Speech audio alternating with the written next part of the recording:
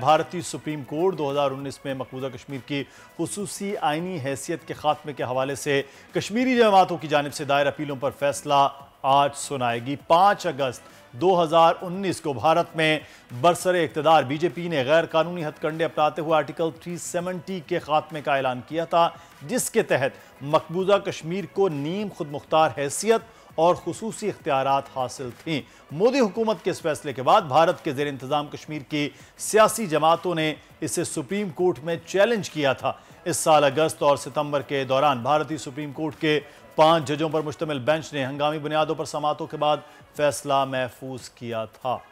تو یہ ساری بڑا اہم فیصلہ ہوگا اور اسی پر مدثر دیکھ رہے ہیں ہم کہ ظاہر ہے ایک رائے ہے اور لوگ اس حوالے سے بات بھی کرتے آئے ہیں اور ہونا بھی کچھ اس طریقے سے چاہیے کہ بھئی وہاں کے لوگوں کی ایک اپنا حق ہے، ان کا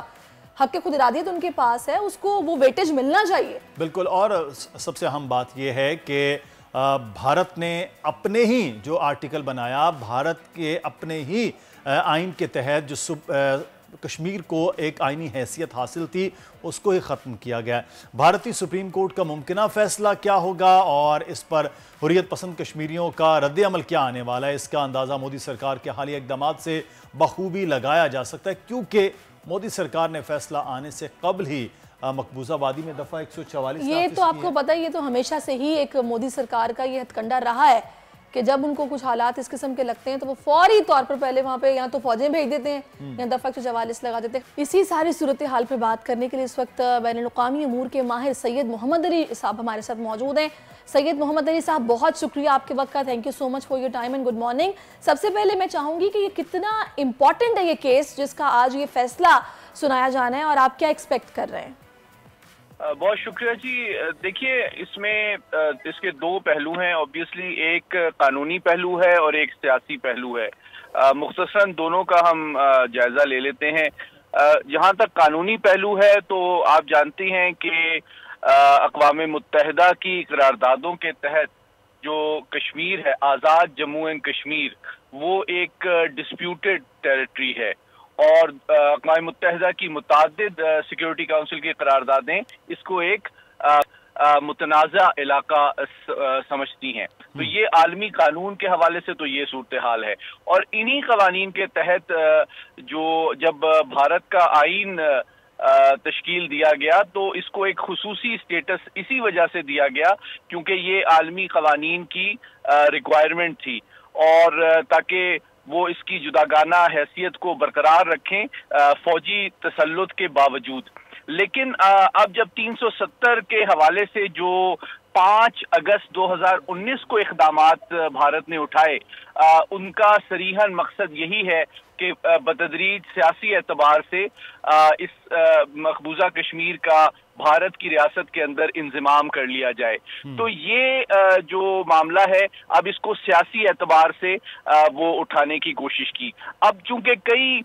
جماعتوں نے اور لوگوں نے اس کے خلاف سپریم کورٹ میں اپیل دائر کی، جس کے اوپر کافی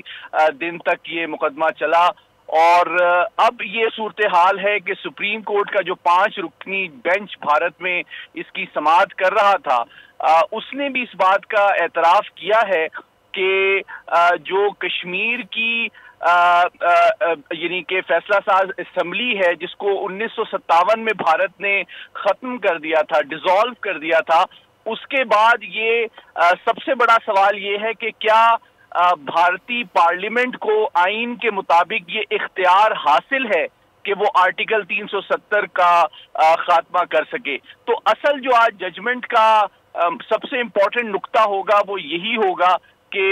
جو بھارتی سپریم کورٹ ہے وہ یہ دیکھے کہ کیا پارلیمان جو ہے وہ بین الاقوامی قوانین اور اپنے آئین کے تحت یہ اختیار رکھتی ہے کہ وہ کشمیر کی مقبوضہ کشمیر کی جداگانہ حیثیت کو ختم کر دے۔ تو اگر تو ایسا ہے اور اگر ایسا ہوتا ہے خدا نخواستہ، تو اس سے یہ ثابت ہوگا کہ جو بھارتی سپریم کورٹ ہے وہ دراصل عالمی قوانین اور بھارتی آئین کے مقابلے میں سیاسی مفادات کو زیادہ اہمیت دے رہا ہے۔ لیکن اگر وہ عالمی قوانین और भारतीय कॉन्स्टिट्यूशन में जो स्पेशल स्टेटस 370 के तहत मकबूजा कश्मीर को दिया गया है उसको तस्लीम करता है और 5 अगस्त 2019 के इक़दामात को रिजेक्ट करता है, तो फिर इसका मतलब है कि भारत के कानूनी निज़ाम में अभी भी कुछ उम्मीद है कि सियासी और कानूनी एतबार से जो ये जद्दोजहद आज़ादी है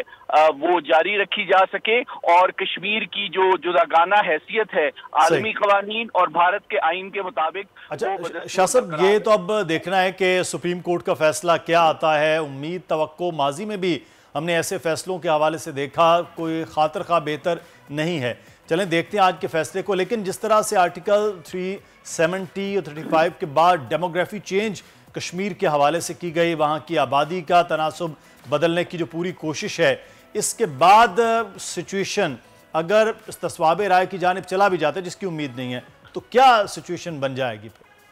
ये बहुत अहम सवाल आपका ख़ुसूसन इस वजह से है कि जिस तरह मैंने कहा सियासी पहलू जो है बदकिस्मती से यूं नज़र आता है कि शायद उसको इस फैसले में कानूनी और आईनी मामलात पे तरजीह दी जाएगी और इसी सियासी हिकमत अमली के तहत जिस तरह आपने हवाला दिया पिछले 4.5 साल के दौरान एक मुनज़्ज़म अंदाज में भारत ने तकरीबन 40 लाख से ज़्यादा गैर कश्मीरियों को जो डोमिसाइल सर्टिफिकेट दिए हैं, उसका बुनियादी मकसद ही वहाँ पे आबादी के तनासुब और वहाँ की जो जुदागाना हैसियत है उसको तब्दील करना है। तो मैं समझता हूँ ये बहुत अहम मामलात हैं, लेकिन जो कश्मीरी हुर्रियत तहरीक है, जो वहाँ की आज़ादी की तहरीक है और जो कश्मीरियों का जज्बा हुर्रियत है, मैं नहीं समझता कि इस तरह के इक़दामात से उसको या तो कंफ्यूज किया जा सकता है, मिसगाइड किया जा सकता है या ख़त्म किया जा सकता है। तो अभी शाह साहब ऐसा मुमकिन है कि अदालत की जानिब से कुछ इस तरह का हुक्म दे दिया जाए कि जो आईनी हैसियत है रियासत की, इस सारी सूरत हाल के अंदर के 370 का मसला अलग कर दिया जाए और ये हुक्म दे दिया जाए कि वहां पर जो मामलात पहले थे उनको वैसे ही बहाल कर दिया जाए? देखिए, अगर तो सुप्रीम कोर्ट भारत का 5 अगस्त 2019 के फैसले की तौसीक नहीं करता और उसको आइन और आलमी कवानीन की जो भारत की कमिटमेंट्स हैं उसकी वायलेशन करार देता है, तो फिर तो यूं लगता है कि मतलब उम्मीद हो की जा सकती है। लेकिन चूंकि जिस तरह आपने भी हवाला दिया कि पिछले 4.5 साल में भारत ने न सिर्फ इस तनाज़े बल्कि वहाँ के जो ज़मीनी हक़ाइक़ हैं, खुसूसन वहाँ की जो आबादी का तनासुब है, उसको तब्दील करने की जो मुसलसल कोशिशें की हैं, उससे ये नजर आता है कि उसके जरिए इस एक हकमत अमली के तहत जो सुप्रीम कोर्ट है उसकी ऑप्शंस और उसके फैसले पे भी असरअंदाज होने की कोशिश की जाए। तो ये एक बहुत बड़ा सवाल है कि एक मुल्क जो अपने आप को दुनिया की सबसे बड़ी जमहूरियत कहता है, आइन और कानून का अलमबारदार कहता है, क्या उसका सुप्रीम कोर्ट अपने सियासी मफादात और मकासद से बालातर होके आलमी कवानीन और भारतीय आइन की पासदारी करता है? शाह साहब, जो आप बात कर रहे हैं आलमी कवानीन के हवाले से, अगर फर्ज करें आज फैसला हक में नहीं आता कश्मीरियों के, तो क्या इस मामले को इंटरनेशनल कोर्ट ऑफ जस्टिस में उठाया जा सकता है? देखिए, सबसे बड़ी बात यह है कि जो आलमी कवानीन की सबसे मोतबर और मौसर जो फोरम है वो बजाते खुद यूएन सिक्योरिटी काउंसिल है और यूएन सिक्योरिटी काउंसिल की चूंकि एक 10-11 से ज्यादा करारदादें कश्मीर की एक मुतनाज़ा हैसियत को तस्लीम करती हैं, तो सबसे जो मौसर फोरम है वो अक़वाम मुत्तहिदा का सिक्योरिटी काउंसिल का इदारा है और ऑब्वियसली अगर उसकी रेजोल्यूशंस की वायलेशन होती है और कोई मुल्क ऐसी कानून साजी करता है जो कि यूएन सिक्योरिटी काउंसिल की रेजोल्यूशन से मुतसादिम है, तो यकीनन मैं समझता हूं कि मुख्तलिफ फोरम्स पे सिफारती और कानूनी सतह पे इसके खिलाफ बिल्कुल शाह साहब। और दूसरा ये चीज़ भी बड़ी अजीब है ना कि आपने कश्मीरियों की राय का एहतराम तो खैर बिल्कुल ही उसको इग्नोर किया गया और यकतरफा तौर पर पार्लिमान की तरफ से जनाब एक फैसला आ गया और वहाँ पर सारे निज़ाम को चेंज करने की, वो भी अपने सियासी मकासद के लिए कोशिश की गई है। खैर देखते हैं आज फैसला क्या आता है। मैं चाहूँगी थोड़ी सी आपकी राय हमें चाहिए। आर्मी चीफ जिनका आज पहला दौरा था अमेरिका का बतौर सिपह सालार, उससे आपको क्या उम्मीदें हैं? ज़ाहिर है यही कहा जा रहा है कि बहुत सारी मुलाकातें होनी हैं और बड़ी ये इस वक्त ख़ास तौर पर इस वक्त टाइमिंग बड़ी इंपॉर्टेंट है इस मीटिंग को लेके, कैसे देख रहे हैं आप? जी, मैं समझता हूँ कि ये बहुत अहमियत रखता है मौजूदा army chief general Syed Asim Munir का अमेरिका का पहला दौरा 3 एतबार से। पहली बात तो सबसे इम्पोर्टेंट ये है कि आपको याद होगा कि 2022 के अवाइल में एक गैर मुहतात और गैर जिम्मेदाराना जो बयानिया मुरतब करने की कोशिश की गई कि जनाब ये अमरीकी साजिश है जो पाकिस्तान के सियासी निज़ाम में तब्दीली चाहती है, तो उसके बाद अमेरिका और पाकिस्तान के ताल्लुकात को ख़राब करने की, कशीदा करने की जो कोशिशें हैं,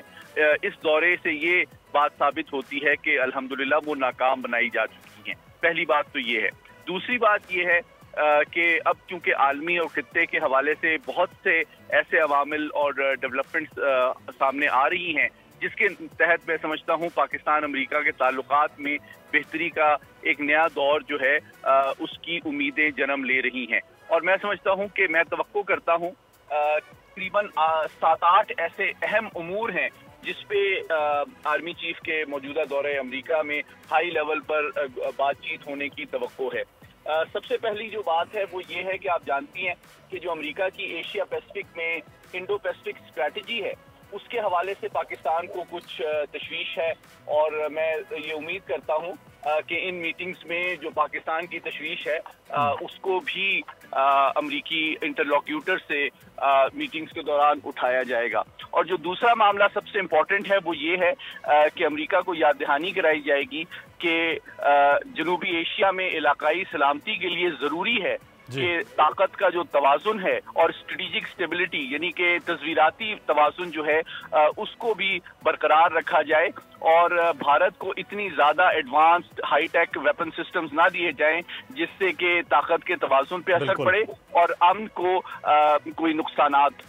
लाहिक हों। इसके अलावा मैं समझता हूँ ये एक अहम मौका है आर्मी चीफ के लिए कि अमेरिका की जो तशवीश है पाक चीन दोस्ती के हवाले से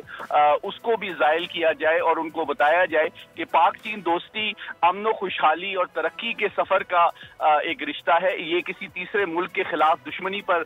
मबनी नहीं है। और जो चौथा अहम मामला है वो अफगानिस्तान में आप जानते हैं कि रिसेंटली दोबारा से दहशतगर्दी ने सर उठाया है, तो उस हवाले से भी मुस्तकबिल में इंटेलिजेंस और काउंटर टेररिज्म की डोमेन में कोऑपरेशन के ऊपर बातचीत बिल्कुल सारे पहलू हैं जिन पर बात होना के हवाले से बड़ा ये तसव्वुर होगा। बहुत शुक्रिया सैयद मोहम्मद अली साहब हमारे साथ मौजूद थे। आर्मी चीफ के दौरे अमेरिका के हवाले से गुफ्तगू हो रही थी। सब्सक्राइब करें और बेल दबाएं ताकि कोई खबर रह न जाए।